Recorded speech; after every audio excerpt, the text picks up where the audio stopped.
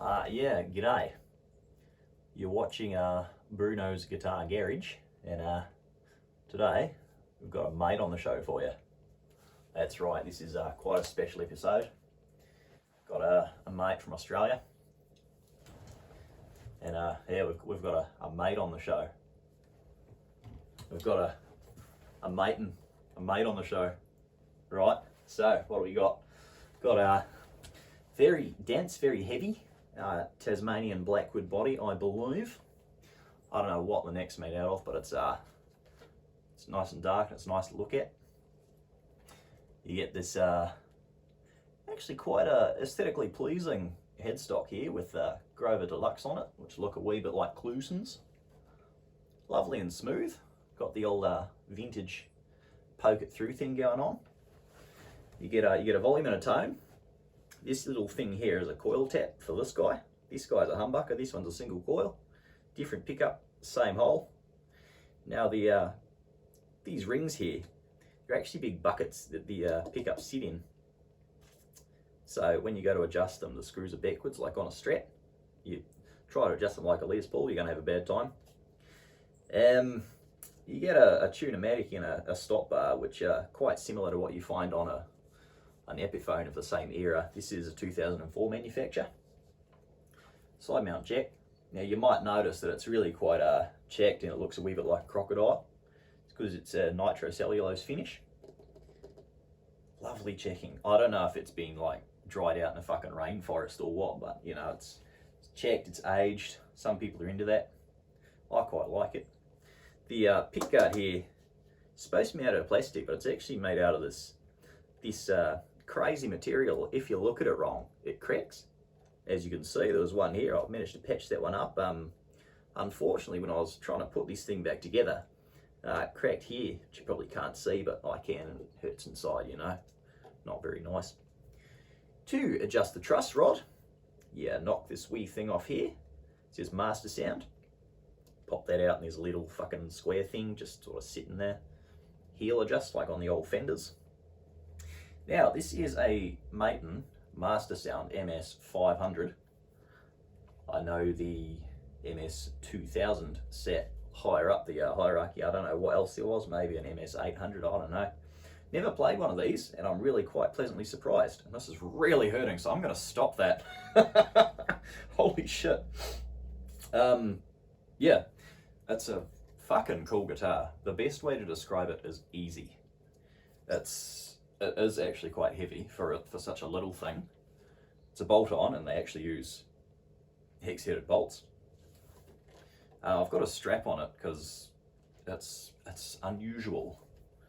It will sit quite happily. It's just funny proportions for me. Maybe not for you, but definitely for me because I'm also unusual. Next, a single coil. Bridge is a humbucker. You get this. Oh, this thing's fucking weird. It's a 1, 2, 3-way rotary switch, right? But if you push it over, it starts again. So I'm not really sure what it's supposed to be. Yeah, no compressor on. We're playing through the Origin 50 today. I think I've whacked on about it enough. 21 frets. It feels like a short scale. It might only be 24. Don't quote me on that. Haven't looked at the spec sheet. Just here to play it and tell you about it. Okay, that's bridge. It should be neck. See what I mean? So bridge, neck, both, bridge, and you get a coil tap.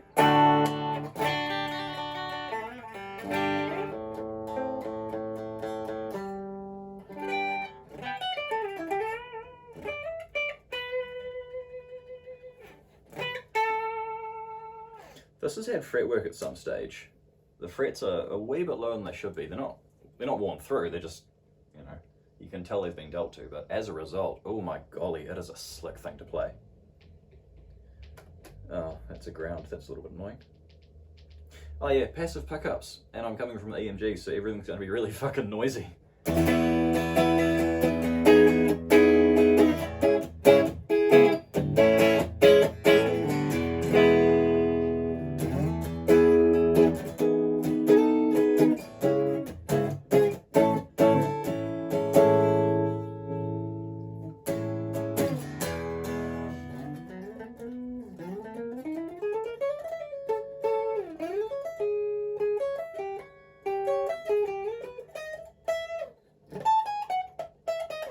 I don't play jazz. How could you tell?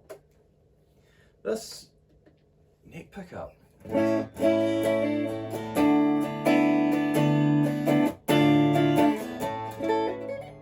Fuck me.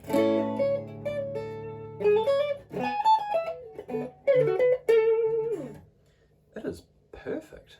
Holy shit, it's big, it's open, it's airy, it's not flubby, it's not top-endy, it's not too rolled off.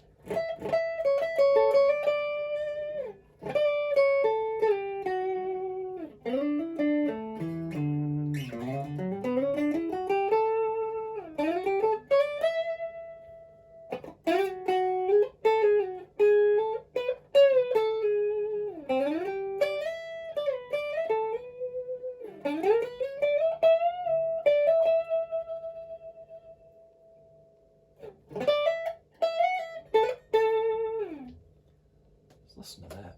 Put them in the middle.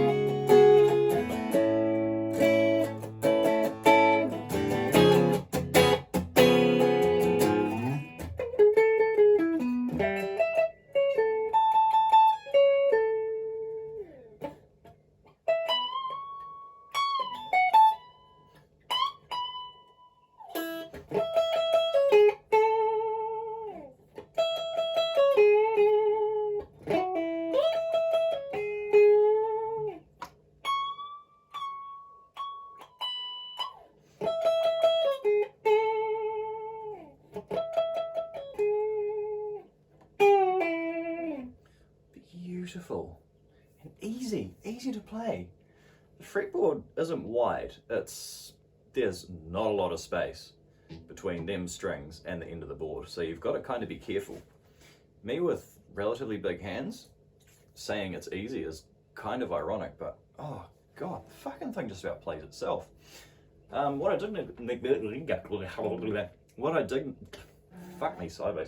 didn't say, it's got a volute here where the neck joins the headstock wood, and some of the craftsmanship in this thing is beautiful. What I did find quite charming is under here, you pull this off and there's a little sticker thing sitting under this guy, and it's got who assembled it, who put the wiring together, who did all that, and I just think that's really cute. So I've forgotten everyone's name already, the pictures are on my phone, but if you happen to remember putting this together at the start of February in 2004, you did a good job. This turned out real good. Looking at it, you get it, it's a 2-pocket guitar with a coil tap, and it looks quite bare bones, but I also feel like I should be wearing a nice jacket and a nice button-up shirt playing it, because it's kind of tuxedo. I think it's really charming.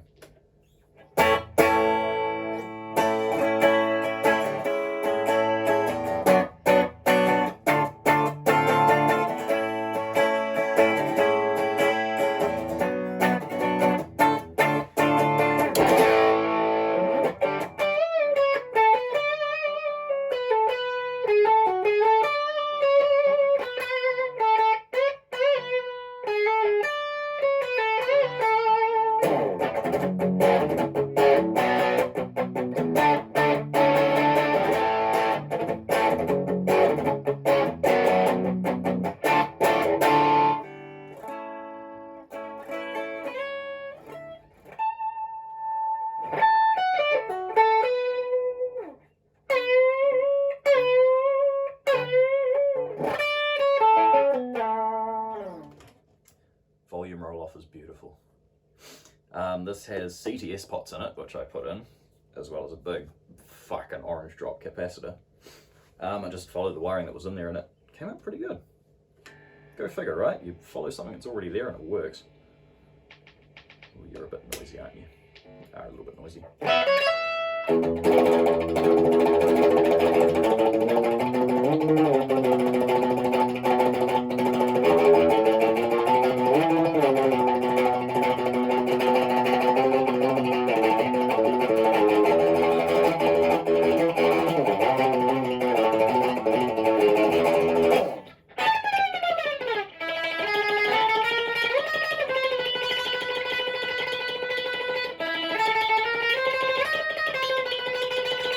Let's snip that in the bud before I fuck it up more.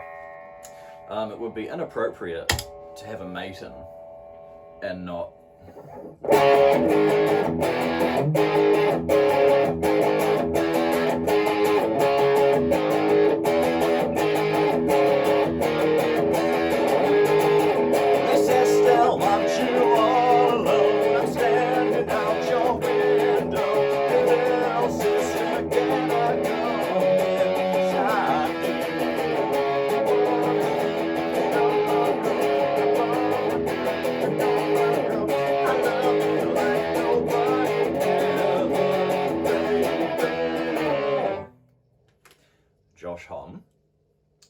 the Ginger Elvis, frontman of Queens of the Stone Age, I'm quite a big fan of, plays a lot of Matons. Ooh, goosebumps.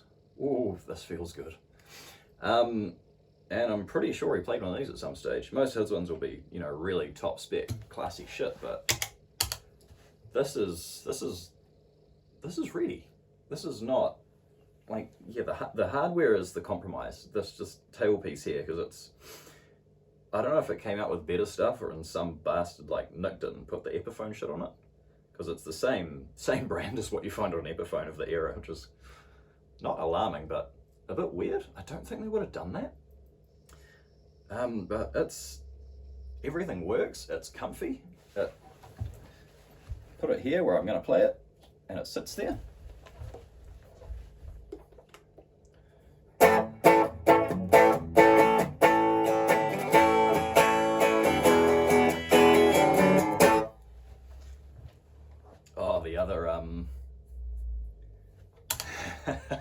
The other people to make Matons famous were a bunch of Australians, a bunch of very well-known children's entertainers called the Wiggles.